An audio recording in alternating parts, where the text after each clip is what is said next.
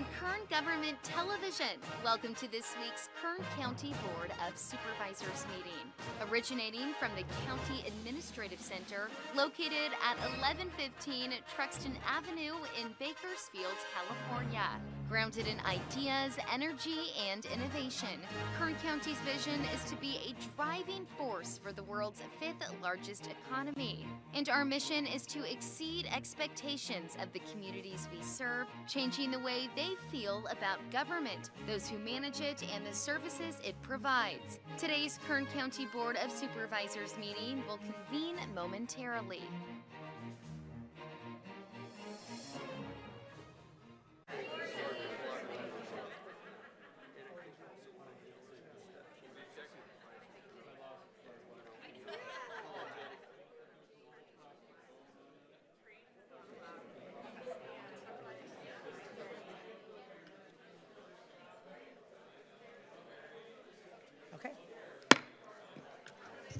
Board to reconvene. It's kind of a rowdy crowd this morning. Happy to see you all. Good morning and welcome to the Kern County Board of Supervisors April 8th meeting. Can you even believe it's April?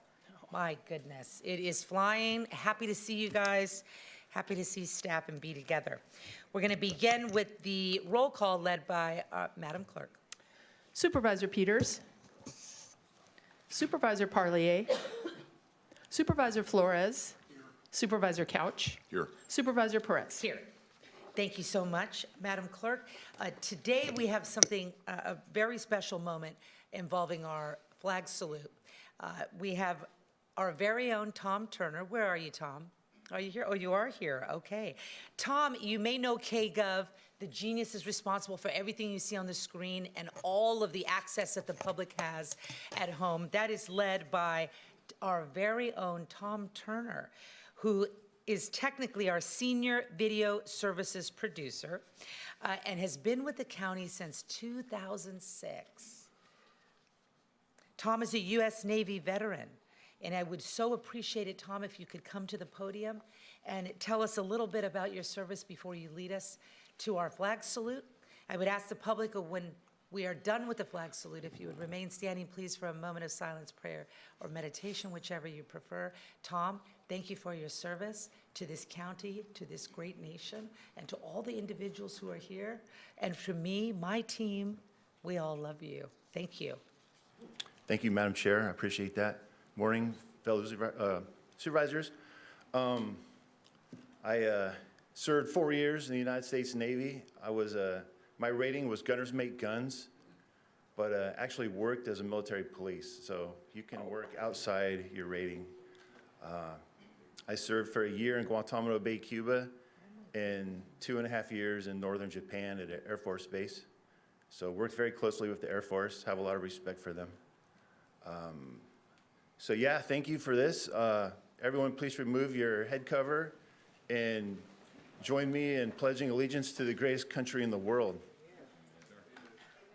I pledge allegiance to the flag of the United States of America and to the republic for which it stands, one nation, under God, indivisible, with liberty and justice for all.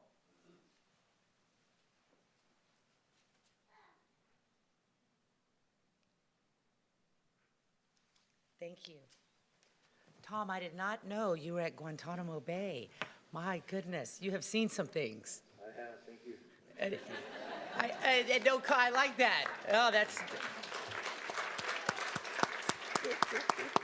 I should have known you were a cop, Tom. Military police, my goodness. God bless you, Tom. Thank you. Okay, we are moving along. Our next item, of course, our very favorite pet of the week. And our very own Nick Colon, the Director of Animal Services, is here to show us what unconditional love looks like in the form of a little tiny creature. Oh, look at that baby. Who do we have here? Good morning, Madam Chair, members of the board. Our board pet of the week is Chewy. Chewy's 70 pounds of dog crammed into a 5-pound carcass.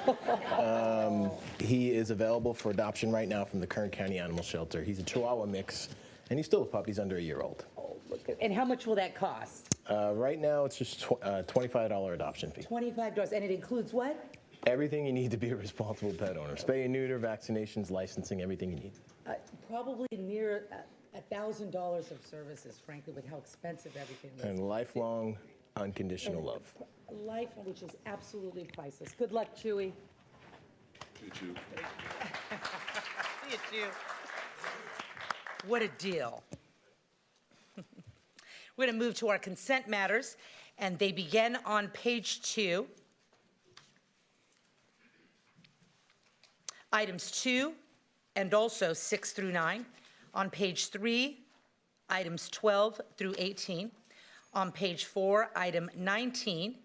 Item 20 has been withdrawn by the department, so we will not take action on 20, but the items on page 4 include 19 and 21 through 26. On page 5, items 27 through 35. On page 6, all items listed 36 through 44. And those are our consent matters for this morning. Matters are considered consent if they are routine and non-controversial generally. Sometimes a member of the public disagrees with that and would like to comment on it, and we ask that you do so at this time if your interest is a matter on consent. So if there is not a member of the public wanting to comment or provide input on consent, then I'll return to my colleagues for action and comment. Motion on consent. Second. We have a motion and a second on consent. Please cast your votes. The motion is approved, 3 ayes, 2 absent, Supervisor Parlier, Supervisor Peters. Okay. Moving along to resolutions and proclamations. There are agendas at the back of the room. They're coming. Oh, forgive me. They are on their way. So when they are here, they will be at the back of the room for those of you wishing to follow along. Items number 1 and 5 are going to be handled together this morning, since they'll be handled by Supervisor Flores. We have 2 supervisors out, as you see. Those are planned absences. They are doing county business in D.C., so they are away, but they are working on your behalf, and they will be back in a couple of weeks. But today we'll double up the duty. Supervisor Flores. Item number 1 is a resolution honoring Tara Osborne, Animal Services Department, upon retirement 25 years. My goodness. And also number 5, which is to proclaim April 2025 as Child Abuse Prevention Month in Kern County. Supervisor Flores. Okay, I'd like to make a motion on items 1 and 5. Second. We have a motion and a second. Please cast your votes. Thank you. Supervisor Flores, can you reconfirm your vote? Thank you. The motion is approved, 3 ayes, 2 absent, Supervisor Parlier, Supervisor Peters.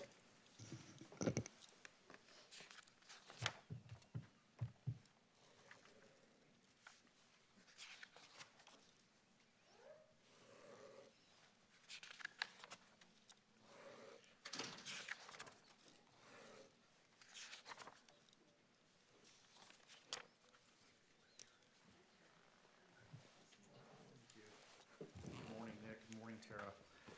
What a special day. Members of the board and public, I'd like to honor a special employee who does great service to our county and on behalf of our animal population. As is custom, I'm going to read the entire resolution that highlights her distinguished career here in Kern County, serving our residents and serving our animals. Tara Osborne began her career with Kern County Animal Services as an extra help animal care worker on October 4th, 1999. She became a permanent animal care worker on November 6, 2001.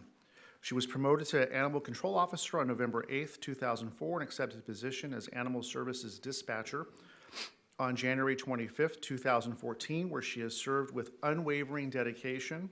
Ever since, as an animal care worker, Tara Osborne provided daily care for over 23,000 animals, annually demonstrating compassion, resilience during an incredibly challenging time for animal services.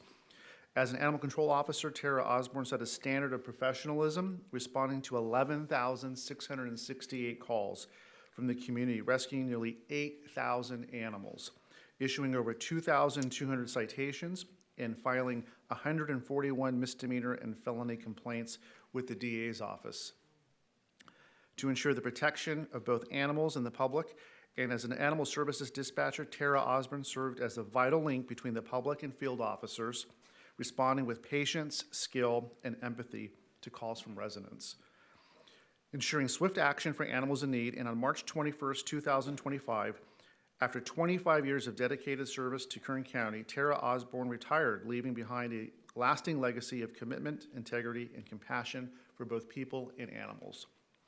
Now, therefore, be it resolved by the Board of Supervisors of the County of Kern, State of California, does hereby honor and commend Animal Service Dispatcher Tara Osborne for her outstanding contributions and dedicated service.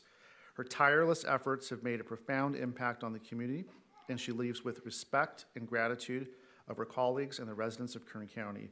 The board extends its heartfelt appreciation and best wishes for a well-earned and fulfilling retirement, adopted this day, April 8th, 2025, and signed by all 5 members of our board.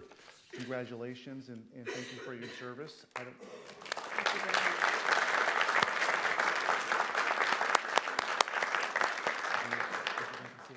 Sure.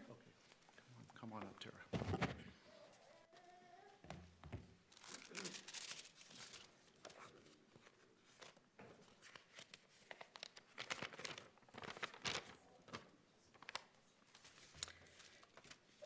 A lot of people don't know this about me, but I started with animal services through the Welfare to Work program, June 30th, 1999. It took me an hour and a half each way on the bus to get to work every day until I got a car. After 2 months, my supervisor, Lori Roberts, recommended me for an extra help position. It was during my second extra help stint when the animal care worker test came around. Back then, you had to sit a panel for the exam. Mike Nico called me personally to tell me I'd placed first on the list. It was a proud moment. The euthanasia rate when I started was 90%. It was part of the daily job, and to say the least, the job was challenging. You worked for the few you were able to save and gave the best life possible to the ones you couldn't. After 5 years, I promoted to officer. This was by far my favorite job. I loved chasing the dogs. The on-call, not so much.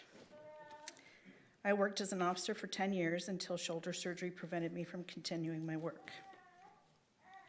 Fortunately, Animal Services needed a second dispatcher to handle the call load and created a position for me. I'd already been a relief dispatcher since early in my career. I've watched as our department has grown, has developed a medical program, a foster program, a rescue program, and a volunteer program. All of this largely due to the man standing right here, Nick Cullen. I thank you for all that you've done for me and for Animal Services. I wouldn't be here today without you. There is no easy job at Animal Services, but in my opinion, none more taxing than dispatching, except possibly the director. It's a difficult thing to hear complaints 8 hours a day.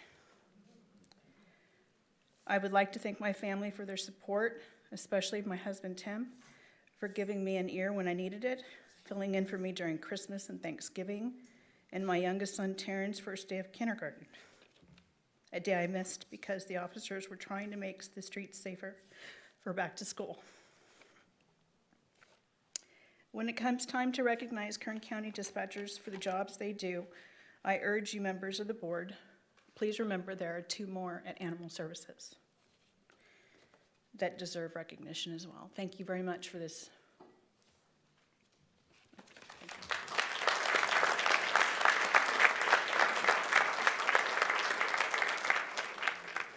I can't believe we're losing you.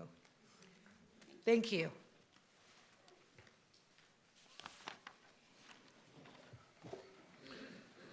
Do we have a new retirement tier where you get out at 30 or 35 or something?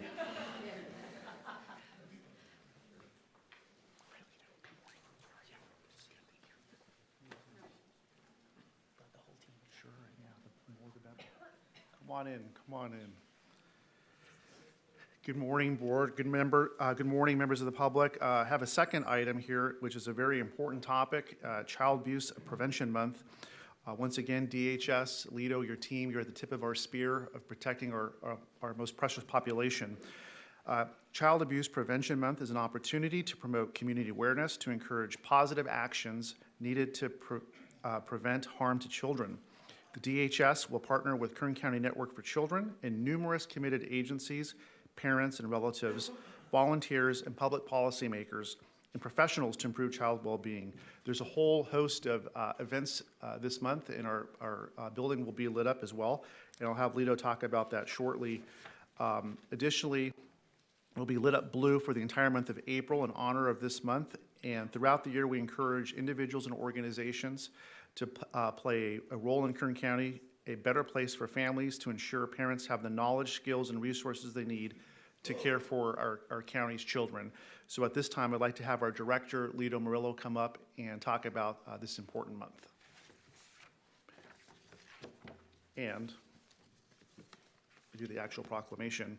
Our board, Kern County, April 25th, declares this as Child Abuse Prevention in Kern County, and it's been entered in the official board minutes signed by our chairman, Supervisor Leticia Perez. Here you go. Congratulations. Thank you. Thank you. Thank you and your staff.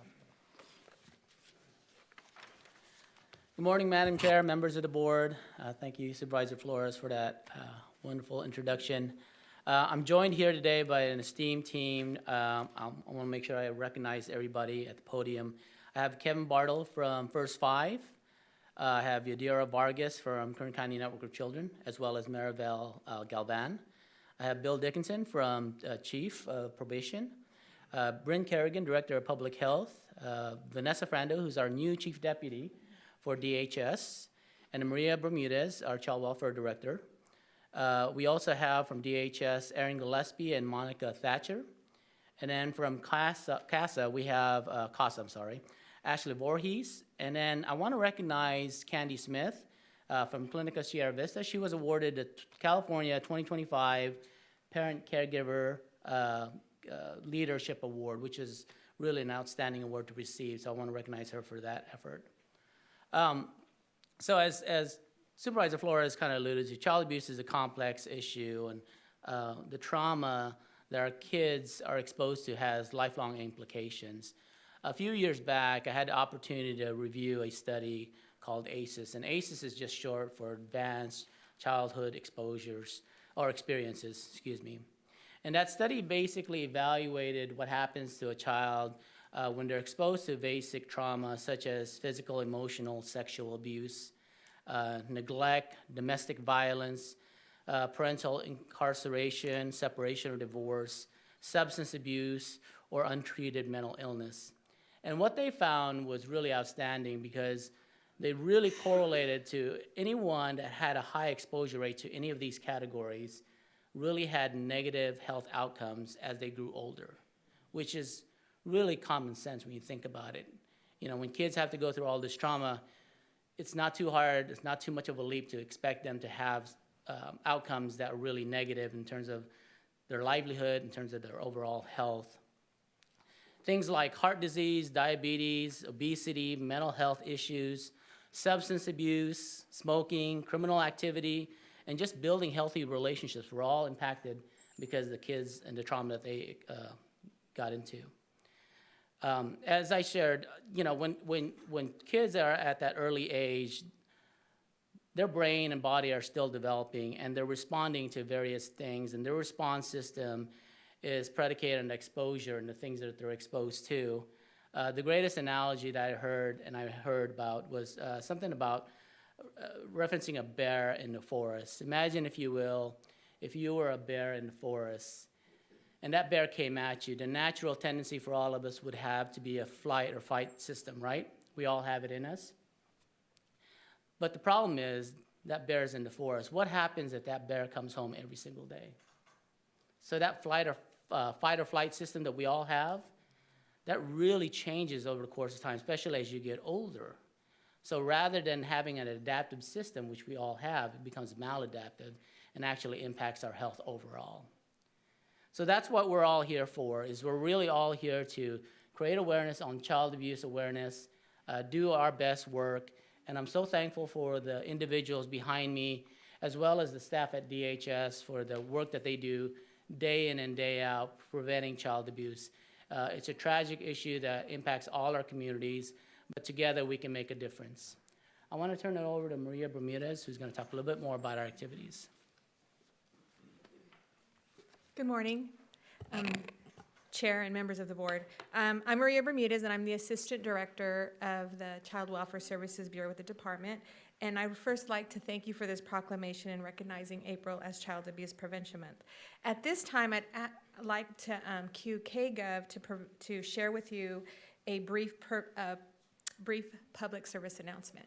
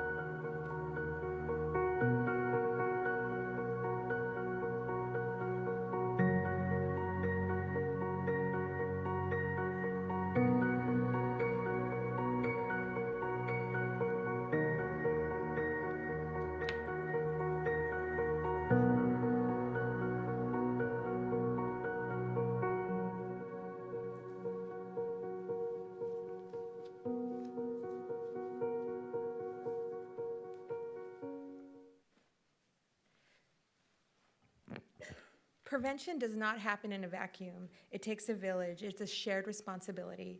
And here in Kern County, I am proud to say we are building that village with partners like those gathered with me here today. As we recognize Child Abuse Prevention Month, let this be a call to action to our community that we all have an important role to play in keeping our children safe, as well as making a stronger and safer community in Kern County.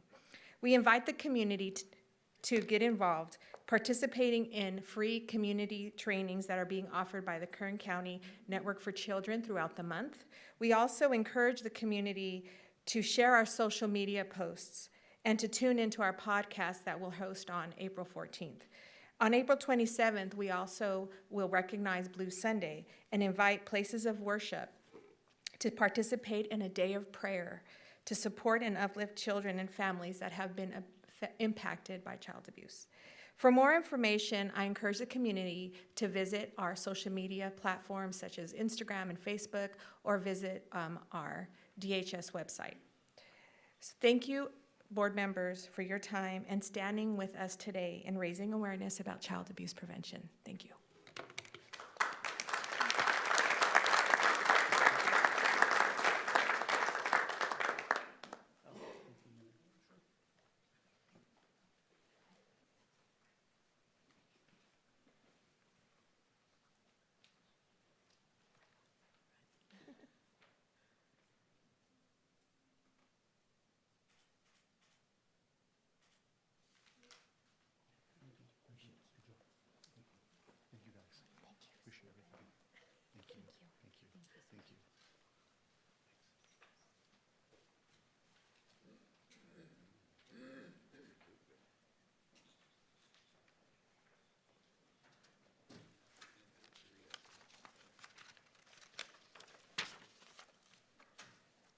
Okay, thank you, Supervisor Flores. Thank you to that marvelous team. Appreciate you very much. Moving on to the remainder of the items on resolutions and proclamations are items 3 and 4, which will be handled together concurrently this morning by Supervisor Couch. That's number 3 is to proclaim April 2025 as Donate Life Awareness Month in Kern County.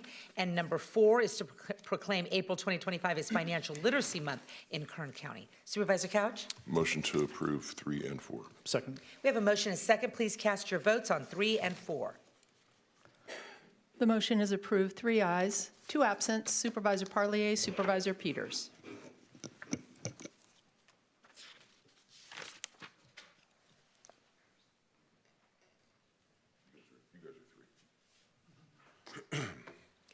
So this is a program that you hope you never have to use, and you hope you never have to be involved with on either side, but it's awesome that it's there. I have actually duplicate proclamations. I'll read one. I'm going to give one to Lori Malkin, who is standing to my left here. I've known Lori a long time, and she, I guess I'll just say you created and you run JJ's legacy, right? And honored and named after your son JJ, whom you lost. And I want to tell a little story about our clerk of the board. It'll be tough for me to do that. You want to do it? Sure, I'd love to. I unfortunately became involved with, it wasn't One Legacy, it's a different organization in Michigan when my son, Kyle, passed away 4 years ago. His young wife had a tough decision to make immediately upon his death, and she knew that Kyle wanted to be a donor no matter what. So she made that decision, and it has been an incredible journey for our family because other than his heart, which was crushed, all of his other organs were able to be donated, and the amount of tissue, veins, I don't know all the specifics, but at last count, there were 796 people who Kyle's was able to donate to. And on a random day, Aaron will receive a card from an anonymous person who thanks her and tells her about how that donation changed their life, whether it's a burn victim or an organ, someone who received an organ. But it is an absolute incredible process, and it is the gift of life. And I can't, I can't, it is just such a pleasure knowing that someone you love lives on in the lives of others. And unfortunately, this last year, I lost my sister, and she was also a donor and here in California. And so it's something that's near and dear to my heart. And every year when we do this, it's a sad experience, but it's also a wonderful experience because I know how important it is. So,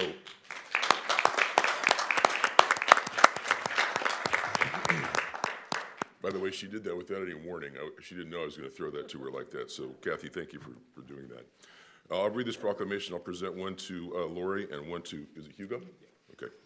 So Hugo is with One Legacy.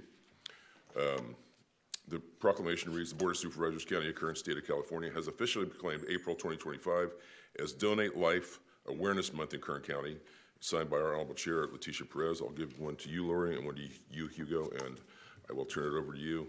Sorry to upstage you like that with Kathy's presentation, but thank you. Thank you.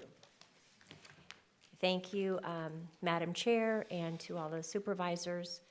And Kathleen, of course, we were in a family that we never wanted to be in.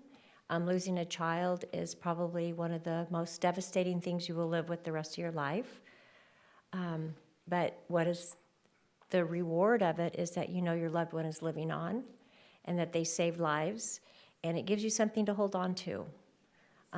It was March 1st, 2009 when my son passed away, and his dad and I did make the decision for him to be an organ donor because he wasn't registered at age 27. So part of my mission was that I want to educate our community to check yes at the DMV for the first-time driver. And if you're past that time, and you can go online to Donate Life California or JJ's Legacy to register to be an organ donor, because it's really important. There's so many people waiting for organs, and there's so many lives that can be saved, as you said, over 700 with your son. My son donated all of his organs and his cornea, and now there are sunrises and sunsets being seen by an individual, and then also all of the tissues and different items. So there's a lot to know about the whole process, and there's a lot to be rewarded by those that are donors and those that receive. They have a lot of different actions in their life that they deal with, and how they struggle with their grief of knowing that that a loved one has been lost by one family, and that now that they're living because of that organ transplant. JJ's Legacy is here in our community since 2009. We actually started in 2010. I jumped right into doing what I wanted to do. And it's been very rewarding. We service Got the Dot Club. We educate all the high school students about the importance of registering. And if they do not know, this is what we're here to educate them about, to increase donor registration. And then also, we support financially families that have had life-saving transplants through their journey. And so this is where our funds go to support families, and then also we have scholarships for all of the high school students. So this is where we are and what we're doing in JJ's Legacy. And so thank you so much for having us here today, and every year since 2010, we appreciate Donate Life Month being proclaimed as Donate Life Month. So thank you so much, and Kathleen, thank you for sharing your story.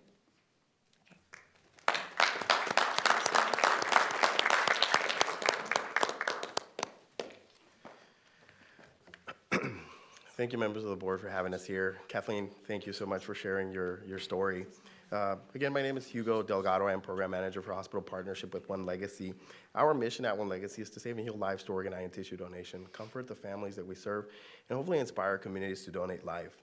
About 2 years ago, the national waiting list for organ recipients sat around about 106,000 hopeful individuals waiting for a life-saving organ, which includes just over 300 Kern County residents, and that includes men, women, and children. Around 20% of the people on that list are from right here, our very own state of California, and about 80% of the people on that list are there for kidneys. Earlier this year, that list sat around 104,000. Earlier this morning, it sat around just above 103,000. By these metrics, we can say that we made a dent to the need, but there's still a lot of work to be done. I do want to mention that on August of 2024, 202 lives were saved on that month alone through organ, eye, and tissue donation, which is historical national record-breaking number of lives saved. This was done through our designated service area, which covers 7 different counties, including Kern County. We should be very proud to be part of a community who believes in this level of generosity, who when faced with tragedy and what could be the worst day of someone's life, donate to oftentimes a stranger and life-saving organ. By doing so in a bittersweet way, making that the best day of that recipient's life. For this reason, I believe our collective efforts will continue to move the needle towards meeting that need. If you are inspired to save lives, consider registering as a donor and making your wishes known. You can do so through DMV or through donatelifecalifornia.org, where you can further personalize your wishes as a donor. Thank you.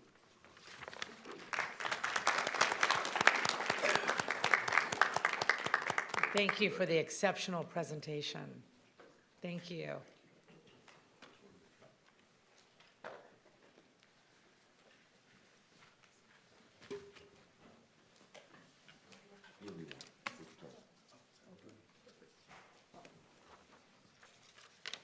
Put the flowers in front, the weeds in the back. Put the tall ones in the back. Kathy, I can't believe it's been 4 years.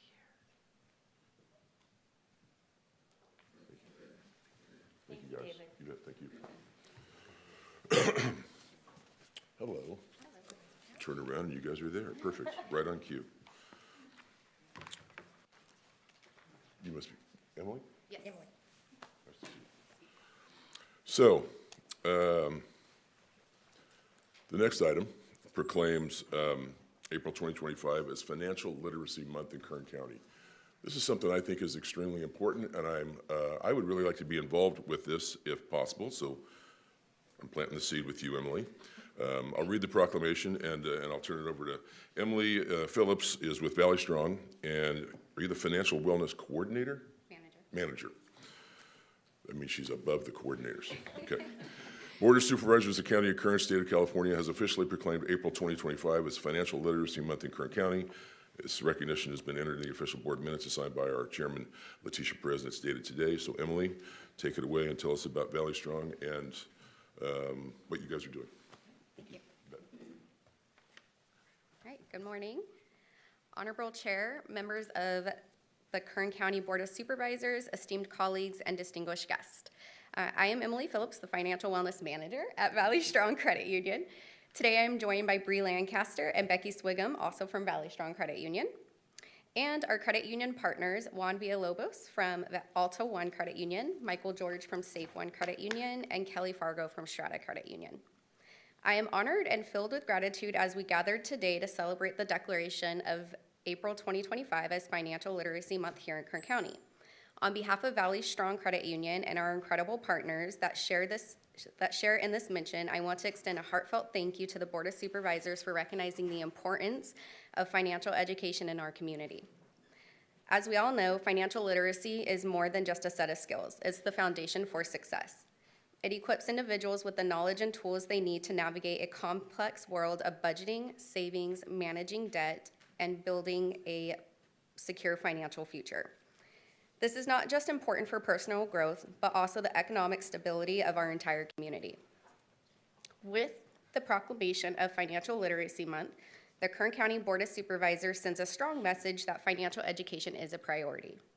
Your support will help us continue our efforts to empower the next generation, giving them practical experience and understanding they need to thrive in an increasingly complex financial world. We're not alone in this mission. Our credit union partners also share the commitment to financial education and have enthusiastically supported this proclamation. Together, we are uniting as a community to give our residents the resources they need to take control of their financial futures. Thank you once again to the Board of Supervisors for your unwavering commitment to this cause. Your support will have a lasting impact, and together we are fostering a brighter and more financially secure future for all of Kern County. Thank you.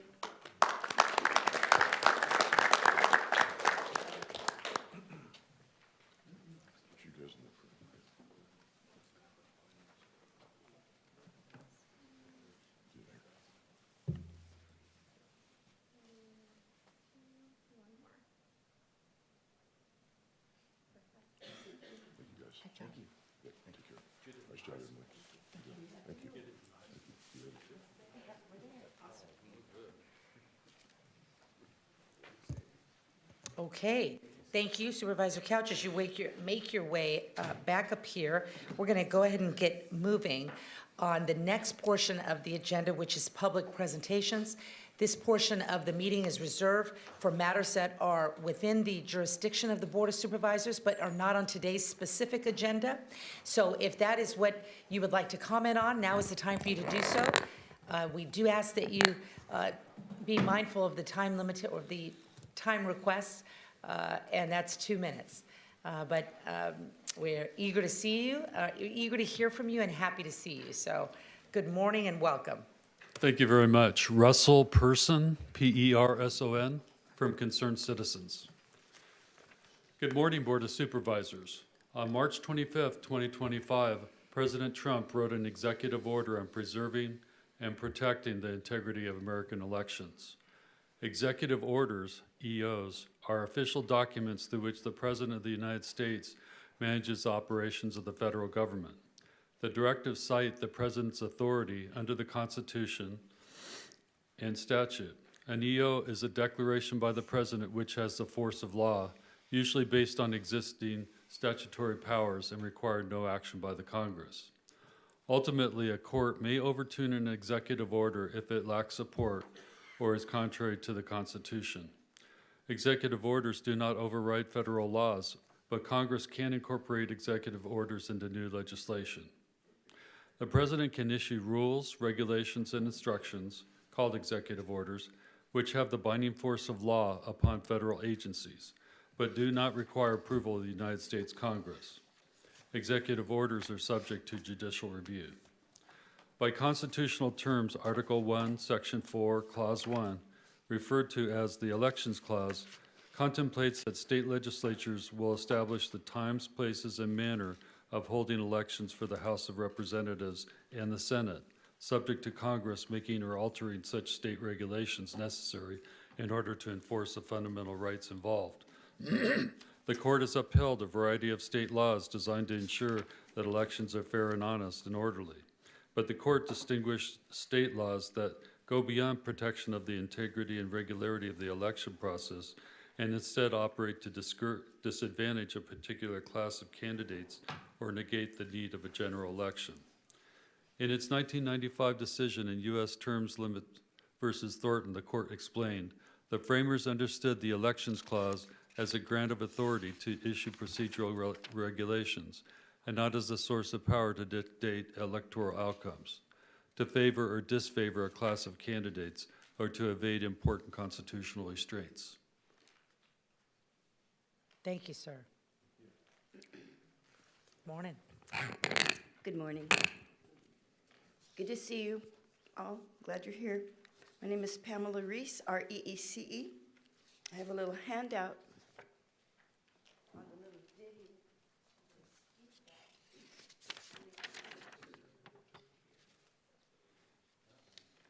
ditty. On March 25th, 2025, presidential action took place in form of an executive order. Executive orders are issued to help officers and agencies of the executive branch manage the operations within the federal government itself.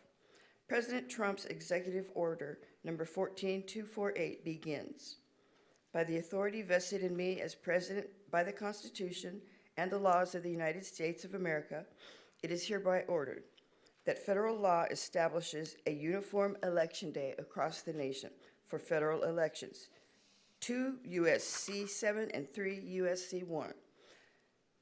It is the policy of this administration to enforce the statutes I just stated and require that votes be cast and received by the election date established by law. As the United States Court of Appeals for the Fifth Circuit recently held in Republican National Committee versus Wetzel in 2024, those statutes set the day by which ballots must both be cast by voters and received by state officials. Concerned citizens request that Kern Elections adhere to the executive order for votes to be cast and received by the election date established in law. Thank you. I love you. Thank you, Ms. Reese. Good morning, Chairwoman and the members of the board. God bless America. My name is Charles Shen. I am a retired Marine and a concerned citizen. Continuing with the order, federal law, including 18 U.S.C. 1015 and 611, prohibit foreign nationals from registering to vote or voting in federal elections. States have failed to vet citizenship. The Department of Justice has failed to prioritize and devote resources for enforcement of these provisions. Prior administration actively prevented states from removing aliens from the voter lists. Additionally, federal law, as the National Voter Registrations Act, Public Law 103-31, and Help America Vote Act, Public Law 107-252, require states to maintain an accurate and current statewide list of every legally registered voter in the state. Department of Homeland Security is required to share database information with states upon request to fulfill this duty.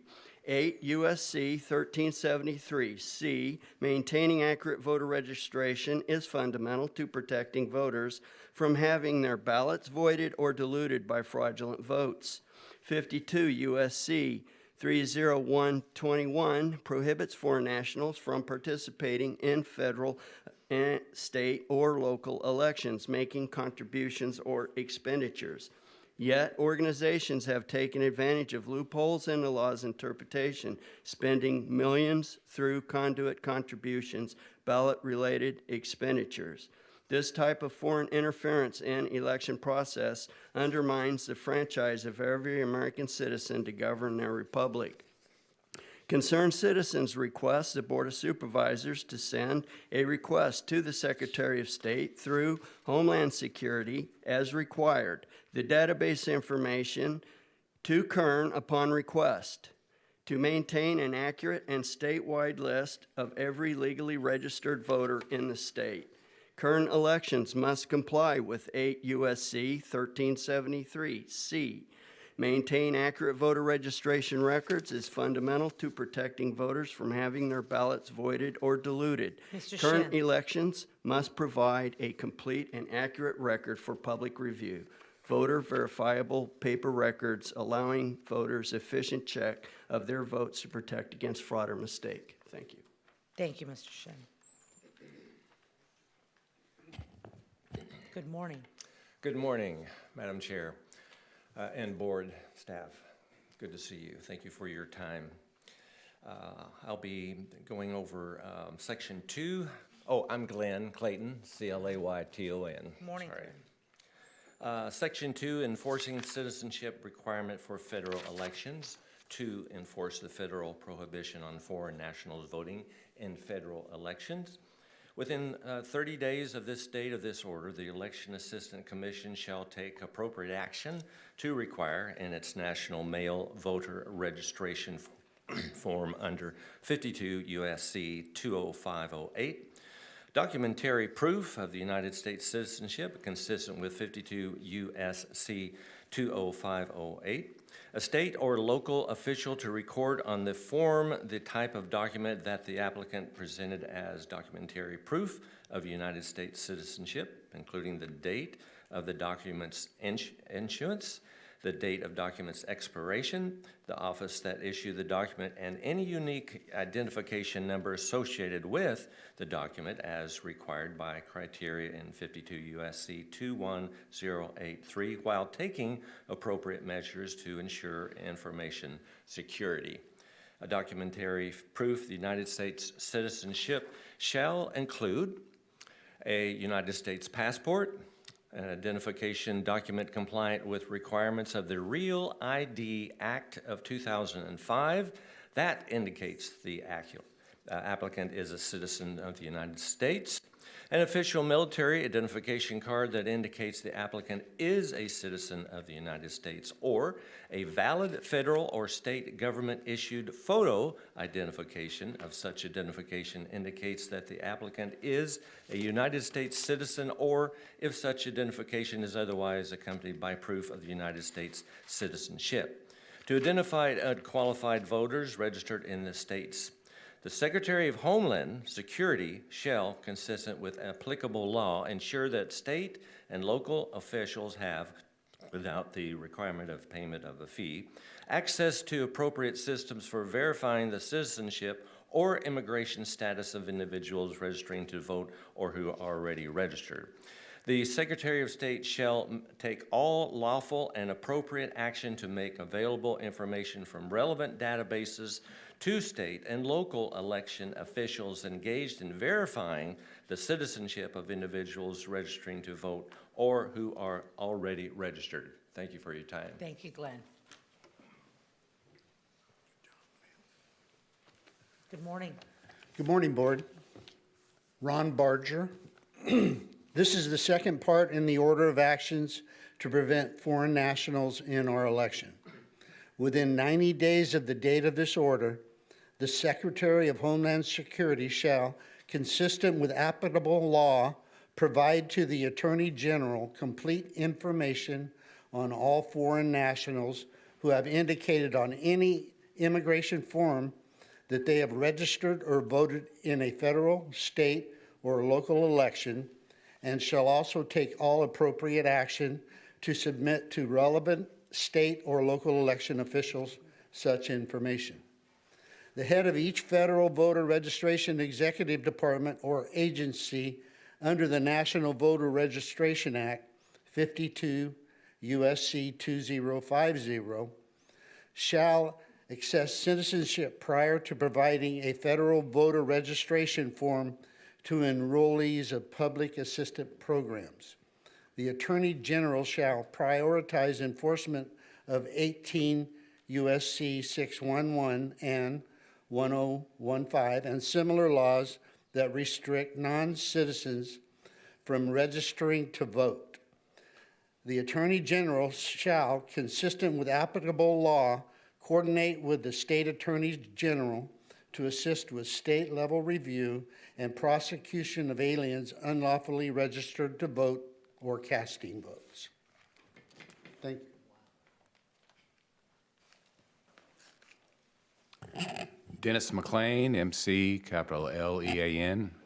I first want to thank Kathleen for her heartwarming experience. It's truly that. So, good morning, Madam Chair and Supervisors. This is the third part of the actions to prevent foreign nationals in our elections. Providing other assistance to states verifying eligibility to assist in states in determining whether individuals are eligible to register and vote. The Commissioner of Social Security shall take all appropriate action to make available the Social Security number verification service, the Death Master file, and any other federal databases containing relevant information to all state and local officials engaged in verifying the eligibility of individuals registering to vote and who are also registered. In determining and taking such action, the Commissioner of Social Security shall ensure compliance with applicable privacy and data security laws and regulations. The Attorney General shall ensure compliance with the requirement of 52 U.S. Code 20507. The Attorney General shall take appropriate action in respect to states that fail to comply with the list maintenance requirements of the National Voter Registration Act and the Help America Vote Act contained in 52 U.S. Code 20507 and 21083. The Secretary of Defense shall update the federal postcard applications pursuant to the Uniformed and Overseas Citizen Absentee Voting Act 52 U.S. Code 20301 to require documentary proof of the U.S. citizenship as defined by Section 2A of this order and proof of eligibility to vote in elections in the state in which the voter is attempting to vote. Concerned citizens request the Board of Supervisors to inquire to the elections officials as to how they are preparing to meet the executive order of identifying and preventing foreign nationalists from our elections. Thank you. Thank you.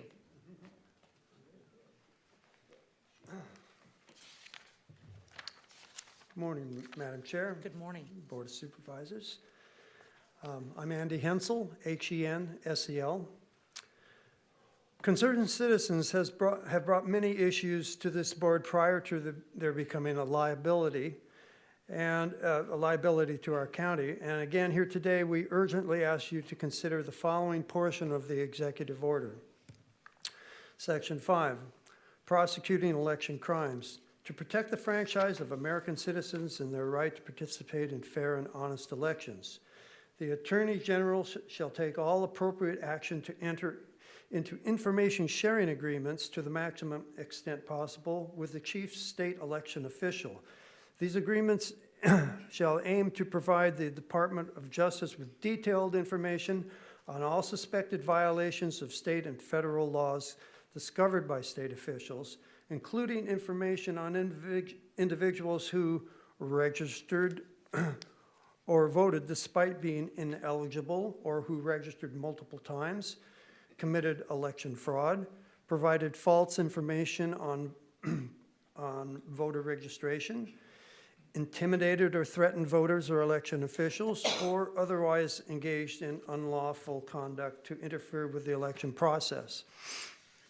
To the extent that any states are unwilling to enter into information sharing agreements or refuse to cooperate in investigations and prosecutions of election crimes, the Attorney General shall prioritize enforcement of federal election integrity laws in such states to ensure election integrity, given the state's demonstrated unwillingness to enter into information sharing agreements or to cooperate in investigations and prosecutions. And, this is the big one, review for potential withholding of grants and other funds that the department awards, distributes, and in the department's discretion to states and local governments for law enforcement and other purposes as consistent with applicable law. Thank you. Thank you. Good morning, Board. Good morning. I'm going to be addressing Section 6 and improving security of the voting system. But before I start, I'd like to thank you for your testimony and encouraging people to be donors and how it affected many other people. Appreciate that. Concerned citizen, Jeff Sanders, by the way. Concerned citizens request that you task the county council in both review and compliance of the executive order in whole and review our current election systems contracts held by Kern County. We ask that no new election system contracts are signed until these requirements are met from the March 2025 executive order of preserving and protecting the integrity of American elections. Section 6, to improve the security of all voting equipment and all systems used to cast ballots, tabulate votes, or report results. 6A, the Attorney General and the Secretary of the Homeland Security shall take the appropriate actions to pardon me? Oh, Kathy, the clock looks like it. Thank you for that. Oh, thank you. The Attorney General and the Secretary of Homeland Security shall take all appropriate actions to the extent permitted by 42 U.S.C. 5195C and all other applicable law, so long as the Department of Homeland Security maintains a designation of election infrastructure and critical infrastructure as defined by 42 U.S.C. 5195C subsection E. To prevent all non-citizens from being involved in the administration of a federal election, including by accessing election equipment, ballots, or any other relevant materials used to conduct any federal election. 6B, the Secretary of Homeland Security shall, in coordination with the Elections Assistance Commission and to maximize the extent possible, report the security of the election systems used in the voter registration and voting process. The Secretary of Homeland Security, as the head of the designated sector risk management agency under 6 U.S.C. 52A, in coordination with the Elections Assistance Commission, shall assess the security of all systems to the extent they are connected to or integrated into the internet and report on the risk of systems compromised through malicious software or unauthorized intrusions into their systems. Thank you. Have a good day. Thank you. Good morning. Good morning, Madam Chair, Board of Supervisors. My name is Victor Portillo, V-I-C-T-O-R, Portillo, P-O-R-T-I-L-L-O. I am a program support supervisor for Employers Training Resource, and I worked for the county for 27 years. I am a proud SEIU 521 member. I am a voter in Supervisor Jeff Flores' District 3. I am one of your constituents requesting a meeting to discuss our concerns. As residents and taxpayers in your district, we deserve your time and respect. I'm here to demand urgent action because this board has a pattern of failing to use hundreds of millions of dollars that can keep Kern safe and healthy. I would like to stress 2 points this morning. First, the goal of our agency's team is to connect the unemployed and dislocated citizens of our county and to secure training and full-time employment services. When we help the public to a better quality of life, then they in turn become contributing members of our county. However, we often face staff shortages and the retention challenges, and we have to cover other positions to ensure the public get the service they deserve. We can no longer afford to lose good county employees needlessly because they often look elsewhere for more competitive wages and fringes. The second point, as you know, we live in a very diverse county. For example, 51% of our county citizens are Hispanic, many of whom have barriers speaking and understanding fully the English language. The bilingual premium pay has remained stagnant for decades. I am a witness that 27 years, so it is essential that we provide effective services to the taxpayers in a language in which they readily and fully understand. In closing, if our bargaining team deems necessary, thousands of my coworkers and I are strike ready if the county continues taking actions that prevent us from advocating for ourselves and wanting to fix Kern. Again, I want to thank you for your time this morning. Have a good day. Thank you, sir. Thank you.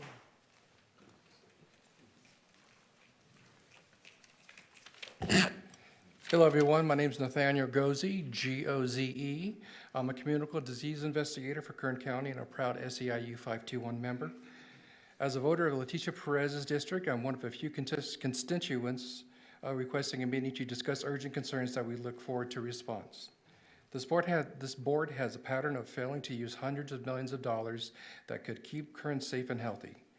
We need across-the-board raises that reflect our value and at the rising cost of living. In public health department alone, I've seen at least 6 coworkers leave for better paying jobs elsewhere. Some county employees are forced to work second and third jobs just to survive. Kern County has one of the highest STI rates in the state. Last year, we treated over 4,000 syphilis cases, and that's just the ones that we could get to. We are overworked, underpaid, and now with potential federal funding cuts, things will only get worse. Invest in public health workers and with the funds that you're hoarding so our community stays safe. If our bargaining team deems it necessary, thousands of my coworkers and I are ready to strike if the county continues its unlawful actions against us. Thank you.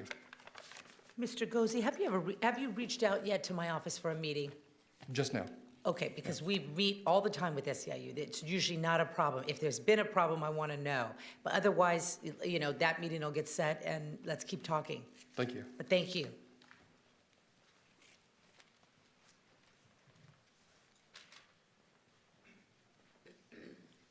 Good morning. My name is Angelique Martinez, and I'm a group counselor at Kern County's Jameson Children's Center, as well as a proud SEIU 521 member. I'm a constituent in Supervisor Parlier's district who is not here today, but we are requesting a meeting with them and looking forward to a response. As residents and taxpayers in your district, we deserve your time and attention. At Jameson, we care for displaced and abused children in a 24-hour shelter. We comfort them in their worst moments, create a bond of trust and connection, de-escalate mental crises, and try to bring structure and a sense of normalcy into their lives. We are also responsible for cleaning living quarters such as bathrooms, bedrooms, and restocking supplies needed. We do this while often experiencing trauma ourselves. Being physically and verbally attacked, responding to medical emergencies, preventing children from self-harming, exposure to diseases and human feces thrown at us or being spat on. Despite the demands of this work, we're critically understaffed. In the past year, we've lost around 13 group counselors and only gained 3. Many are leaving for better paying jobs, and we frequently rely on social workers and HSAs to help us. I've been here for a year and a half and have seen firsthand how low wages and a staffing crisis leads to high turnover.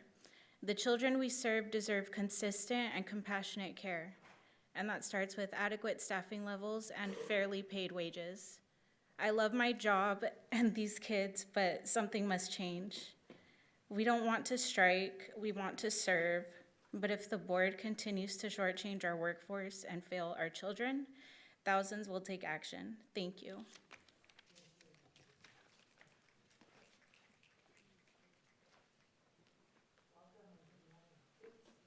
Welcome and good morning.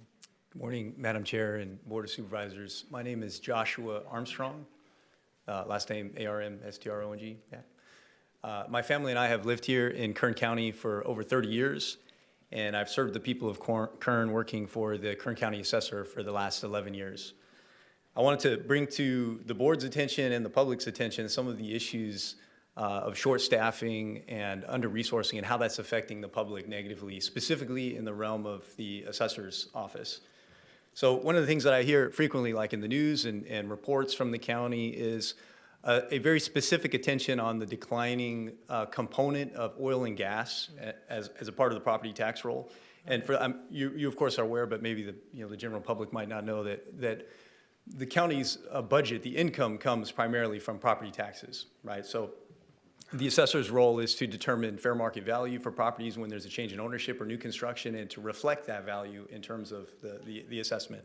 So one of the things that I see in that larger conversation about the component of oil and gas and the diminishing or declining amount of the entire property tax roll that is made up of oil and gas. The attention I see on that seems to be bearing the lead, essentially. So I wanted to bring some clarity to the public and hopefully to the board as well when it comes to that. So it is true that the overall component of oil and gas has been steadily declining when it comes to the entire property tax roll. Like if you go back 40 years to 1985, just as an example of the larger perspective on this, oil and gas assessments made up 55% of the entire property tax roll. So a majority of our income, of our property taxes, was coming from oil and gas assessments, oil and gas properties. If you go only 20 years back, so that's 1985, 40 years back, you only 20 years back to 2005, oil and gas assessments only comprised 27% of the total property tax roll. And then if you skip all the way up to the most recent tax roll, oil and gas is somewhere around 10%, maybe less than 10% of the entire property tax roll. So if you notice that trend of oil and gas assessments declining when it comes to the whole property tax roll, it might look dire. I hear these proclamations, from the news or whatnot, or announcements from the county that we're headed for some economic hellscape, in the near future because oil and gas is diminishing. That is completely bearing the lead, though. If you look at the robust growth in all of the other industries that result in property taxes, that's where the real focus should be. So year after year after year, the property tax roll is greater than the following year. If you look over the last 5 years even, just in the last 5 years, the property tax roll is something about $100 billion in assessments. It increased by around 25% just in the last 5 years to around $125 billion of assessed value. So the fact that oil and gas is diminishing in its overall component of that, that's part of the story, but really bearing the lead here. So I wanted to speak for a minute about the larger robust growth that we're seeing in Kern County. So Kern County is a desirable place for a lot of industry. Sir, you got to wrap it up. All right. Okay. So I also I'm a voter in Mr. Flores's district. I had asked for a meeting with him to go over some of this in greater detail. That would be. But essentially, as far as this is affecting the assessor's office, it's not in the residential division. That's all straightforward. The assessments for residential properties is pretty straightforward. These are marketed sales. The purchase price is generally enrolled. Where there's a huge missed opportunity is in industrial. So I work in the commercial division of the assessor's office. There's 5 of us. Sir, you got to wrap up. I will. A minute and a half over. All right, I will. If I can have the meeting with Mr. Flores, I would love to describe these things to him in greater detail. I'd like to talk to you too. All right, so just to wrap up, Amazon. I just finalized Amazon's 4th huge distribution facility here in Kern County. A number of these corporate entities, they have huge assets. They have teams of lawyers. They have teams of appraisers, and they regularly fight their tax appeals. I have ongoing assessment appeals that make up about 50% of my job is just tending to defending the roll values. So these huge corporate interests, including Grimway, Wonderful, Amazon, these folks who are doing business in Kern County, we're happy to have them here, but they have to pay their fair share of their taxes. And they have incredible resources to fight the assessments to get out of paying their property taxes. And it's important that the assessor's office has the resources. Right. In Kern County, we don't roll over. There's numerous other counties that I'm in communication with. You're getting me in trouble now. What's that? You're getting me in trouble now with the law. I'm getting you in trouble with the law? Yes, we got to wrap up. Okay. All right. Thank you. I would love to have a meeting to describe these things in greater detail, but thank you. Thank you. I appreciate it. Thanks, Kern. Thank you very much. Okay, let's keep moving. Welcome. Good morning. Happy to hear from you this morning. Thank you for your patience. Good morning. My name is Lydia Gonzalez. I'm a human services technician for the County of Kern. My task is to register applications when clients come in to apply, community members come in to apply for cash, food, and insurance, Medi-Cal. I'm a proud SEIU 521 member. I'm also a voter in Supervisor Flores' district and one of many constituents requesting a meeting to discuss urgent concerns. We deserve your time, your attention, and your immediate response. I'm deeply disappointed that you are choosing not to use the hundreds of millions of state dollars meant to keep Kern County safe and healthy. Meanwhile, families in our community are going hungry and living without shelter because this board fails to retain experienced workers who want to do the job right the first time. It shouldn't take multiple visits for families to get human basic needs. When workers are paid fairly for fair work, we can create careers to make workers want to stay serving clients for the long haul. It's a disservice to taxpayers and the vulnerable families you pledge to protect when experienced staff are driven away due to burnout and low pay. We're doing everything we can, but we're at the point where we can't give our 100% for each family. We're drowning. Why are hungry families being ignored? Why aren't we being empowered to connect them to life-saving resources? If the board continues to ignore our voices and block our efforts to fix Kern, our bargaining team will be forced to prepare for a strike. We want to serve, we don't want to walk out, but we will if we must. Thank you. Thank you, Lydia. Good morning, welcome. Hi, good morning, Madam Chair and Board. My name is Catherine Haas. I'm an IHSS Social Services worker for Kern County. I am a SIU 521 member. I am also a voter in Supervisor Philip Peters' district, and I am one of the constituents requesting a meeting to discuss our concerns. As a resident and taxpayers in your districts, we deserve your time and your respect. I'm here to demand urgent action because the board has a pattern of failing to not use hundreds of millions of dollars that can keep Kern safe and healthy. Higher across-the-board raises that reflect the workers' value and the rising cost of living are necessary to retain knowledgeable staff.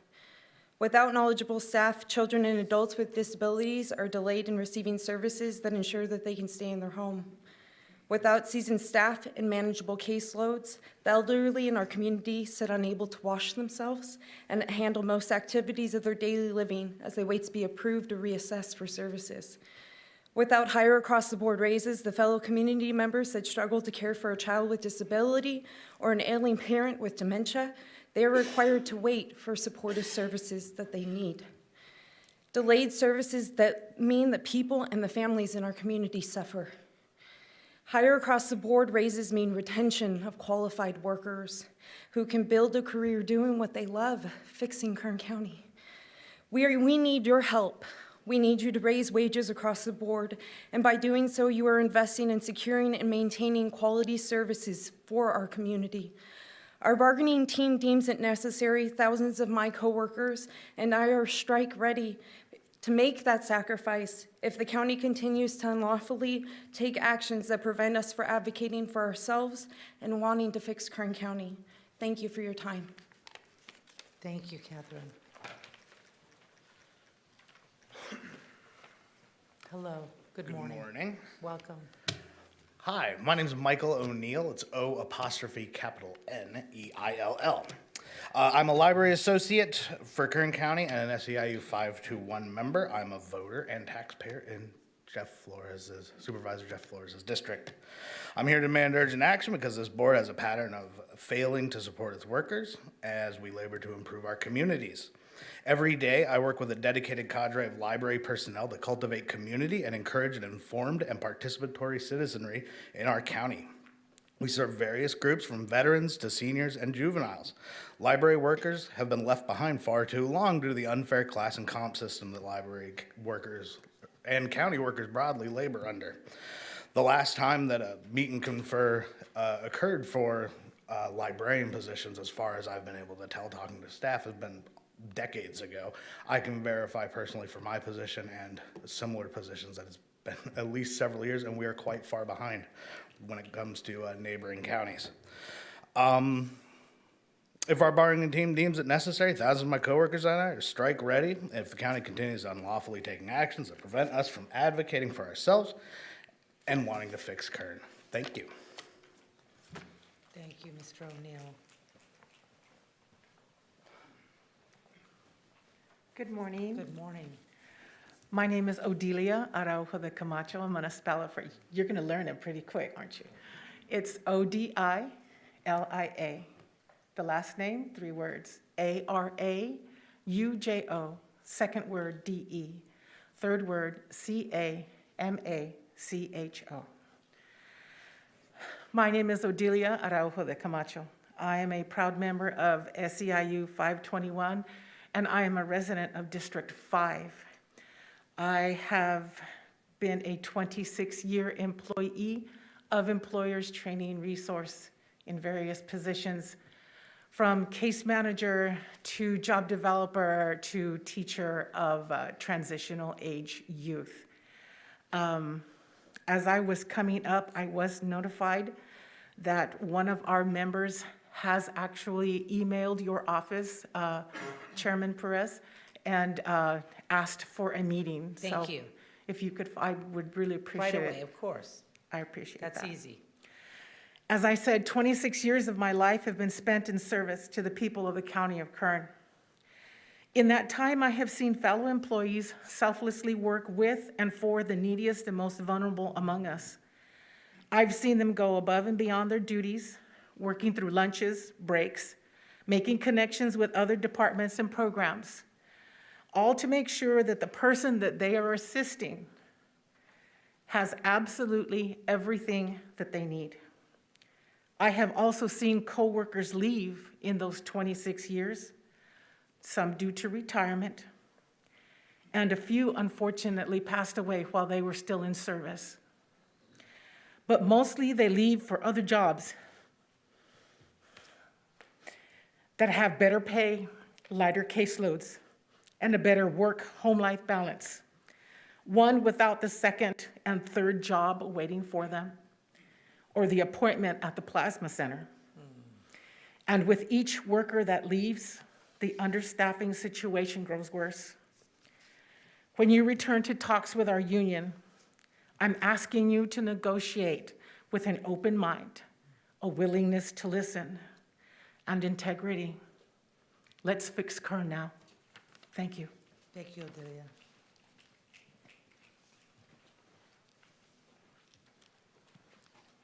Good morning. Before I begin, I have a quick procedural question. If somebody wanted to allot their time or to somebody else, can that be done? Yes. Okay, just out of curiosity, thank you. My name is Anna, first name A-N-A, last name Medel, M-E-D-E-L. I struggled with what I wanted to talk about today, seeing as there are a number of things that I wanted to bring up, but 2 minutes goes by pretty quickly. As someone who has worked multiple positions and at multiple branches, today I wanted to focus on the wages of Kern County library workers and how those wages compare to library workers of other counties in the San Joaquin Valley. Out of the 8 counties, I'll be considering 5: Fresno, Madera, Kern, Stanislaus, and Tulare. As I was compiling the information, I tried as best as I could to make sure the positions I was comparing had matching or similar job descriptions. So let's start at the very top. County librarians or director of libraries. Of the 5 counties, there is the least amount of opportunity for wage growth in Kern County. Kern County's salary for the director of libraries is listed between $10,300 and $12,300, lowest of the 5 counties, with both Fresno and Tulare counties offering up to $17,700. Wow. That is a $5K difference. This trend continues as we look at other positions, including librarians 1, 2, 3, and departmental aides. Departmental aides in this county are limited to 19.5 hours a week, and the job listing shows the hourly wage as being $16.44, which I believe is lower than the state minimum wage of $16.50. Though the focus of my talk today is library workers, the pattern is similar to the wages of Kern County residents.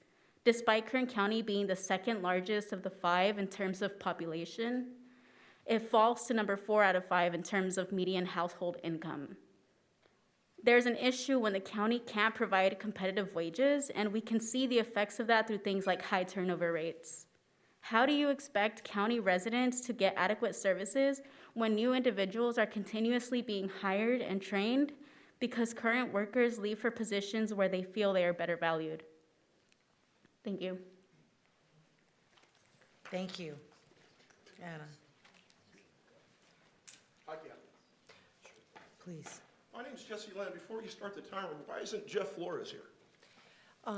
Apparently, he had a doctor's appointment, sir, at 10:45, and he had So to he head could to- review the camera for me later? Absolutely. I hope he does, because I have some words for Mr. Flores. Okay, and his staff is watching as well, sir. All Wonderful. our staffs are watching. Wonderful. I'm sorry, can you repeat your name? Jesse Albert Land, Jr.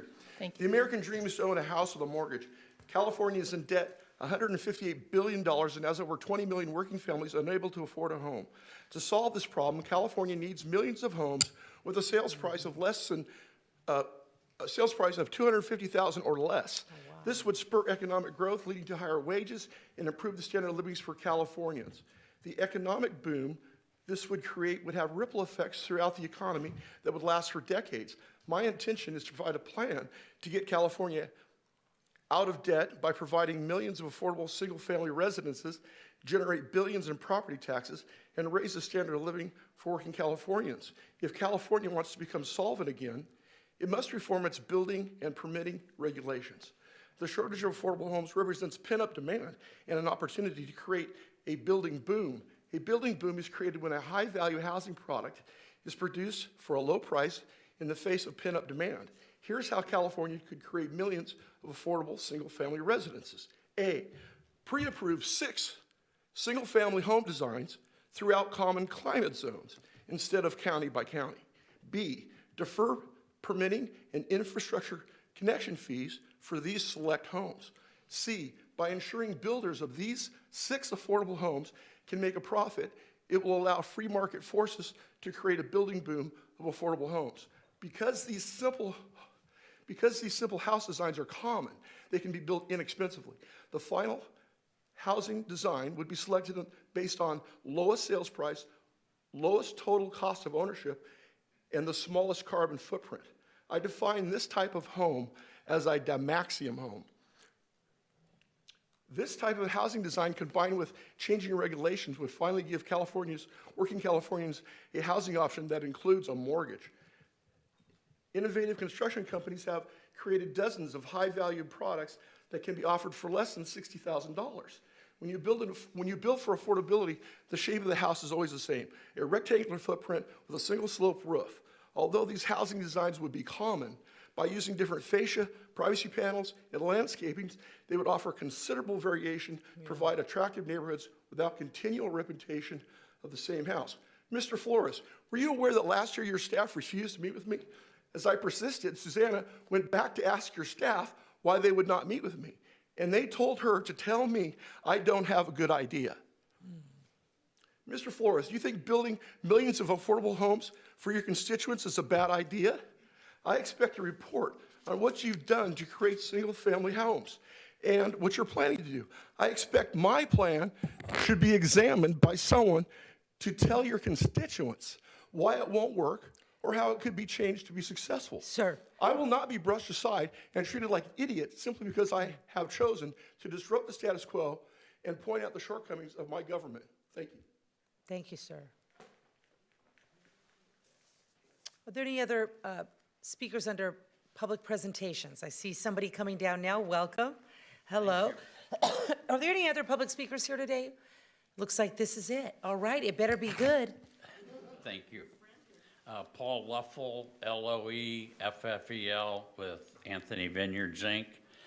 It has been almost 6 months since I first sent a letter to the board, and it's been 4 weeks since I last appeared before you to express the concerns of Anthony Vineyards over the safety of trucks, risk posed to our employees and farm workers, of our neighbors by truck haulers traveling to and from the Solari plant along Valparaiso Avenue. In response to my comments, as well as the comments made by Eric Richardson of Richardson Farms and Jenny Holderman of the Kern County Farm Bureau, several of you acknowledged the gravity of these risks and assured us that affirmative action would be taken to resolve the problem. I want to first, to date, we have not had any follow-up communication directly. I do want to thank you very much, though, as several days after I was here, the road department appeared and addressed potholes and crumbling sides of Valparaiso Avenue for the first time in many years. The week after I appeared, the county installed traffic counters on Valparaiso, which were removed 3 days after install. The following week, the traffic counters were reinstalled. I spoke to the county employee on site to install these on Monday, March 24th, and asked why the counters are being reinstalled. I was told it was because higher-ups wanted a full week of data. She also advised the county contacted Granite to inform them of the counters and asked the trucks not to use Valparaiso for the week and to use David Road instead. She was quite surprised when several gravel hauling trucks passed by while she was installing and said they must not have received the communication. I fail to see how the traffic counters are going to provide any meaningful data relative to the level of traffic being generated by Granite's customers and haulers. Apparently, the word of growers who have operated businesses on Valparaiso Avenue for decades is not enough for the county.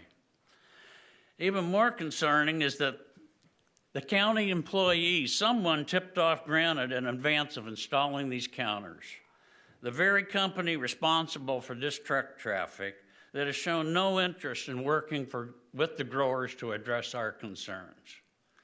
In the past, my experience with the county has mostly been with the building department and fire department as we were obtaining permits to build onto our 300,000 square foot plus cold storage facility. When we made a proposed design, that was what was approved for the permit.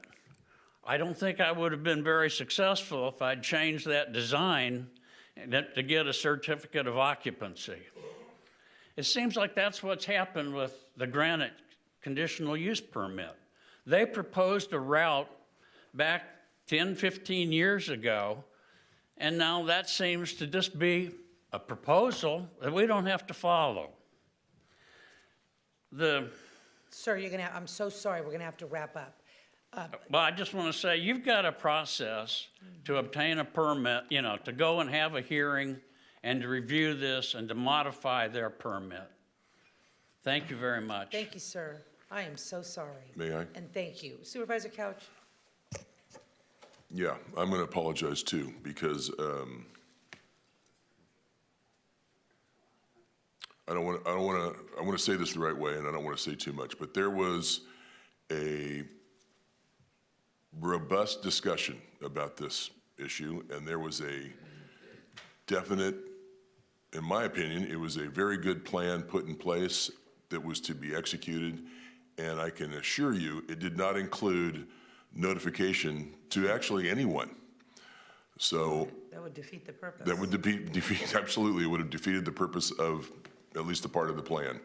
So are you at liberty to tell us who you spoke to? I don't know. I did not obtain the lady's name. I should have. She was a petite lady working for the county road department, because several days later, our brush shredder accidentally tore up the counter, the tubes running across the street. So I had to call to let her know of this unfortunate situation. And it happened to be that she was the same one that I spoke to. And you may not have had any direct communication with the board, but I had a direct conversation with someone representing one of the growers out there. I don't know who they were representing. And I didn't tell them very much. I just said, there's a plan in place, be patient, let it play out, but we're gonna get to the bottom of this. And they nodded in the affirmative. Okay. Well, I'll just tell you, crops are coming out of dormancy. We have almost 1,000 people. We just started crown suckering this last week. The carrot fields have the people hoeing. There's thousands of people working along Valparaiso now. So thank you for letting us know this. Thank you. It's, apparently things are not going to plan, but we're gonna get to the bottom of that. Thank you. Appreciate you coming here. I'm not sure that we would be able to move and take action the way we're going to based on this, what you've presented to us today. This is a very serious matter. The board is fully engaged and in totally good faith, in all good faith, trying to resolve this problem. So this is shocking, and I am sorry. Of course, we got to get to the facts and figure out how to proceed. But this has been very helpful. Again, I am sorry. Please be patient with us. I promise you this is top priority for the county. Thank you. Okay? Thank you, sir. Thank you for being here. Okay, this looks like it is the end of our agenda. Kathy, other than board member announcements or reports, I'm going to just ask one board member, David Couch. You're the only one here. Do you have anything to announce, sir? I don't have anything to announce, but I want to refer the potential of either us applying or us asking KernCog to apply for a Sustainable Transportation Planning Grant for fiscal year 25-26, and I'm going to leave this information with the clerk, and you can pass this on to Public Works or the CIO's office or whoever you think that should go to. Thank you, Madam Chair. That's all? Okay. That brings us to the end of our AM agenda. We are going to now head into closed session, and we will be back at 2. Supervisor Couch, so moved on your behalf? Sorry, thank you, so moved. Thank you, Supervisor Couch. We are adjourned.